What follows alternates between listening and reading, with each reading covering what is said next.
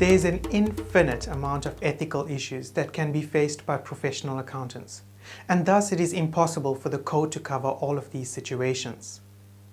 Therefore, the code is primarily principle-based rather than rules-based. The code uses a blended approach of principles and rules with a heavy reliance on principles.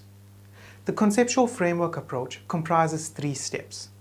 These include: identify the threats to the fundamental principles, evaluate their significance, and implement safeguards to reduce the threat to an acceptable level. There are 5 threats to the fundamental principle. These include self-interest, self-review, advocacy, familiarity, and intimidation.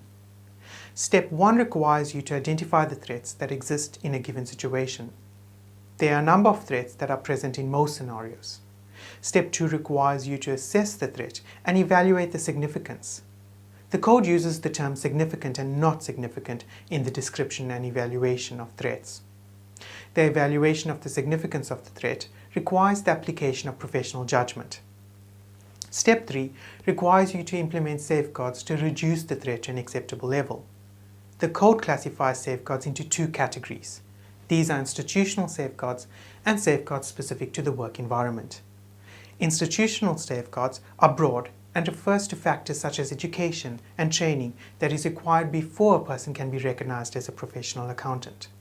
For example, the completion of an accredited degree, as well as the successful completion of a program like the CPA program, would be considered an institutional safeguard since it is determined by the institute concerned, in this case CPA Australia. Similarly, continuous professional development requirements are set and monitored by professional bodies concerned. Corporate governance and professional standards are set by independent institutional bodies. Safeguards specific to the work situations are not broad like institutional safeguards. Rather, these are specific to different firms and professional accountants. The code provides an extensive list of professional safeguards.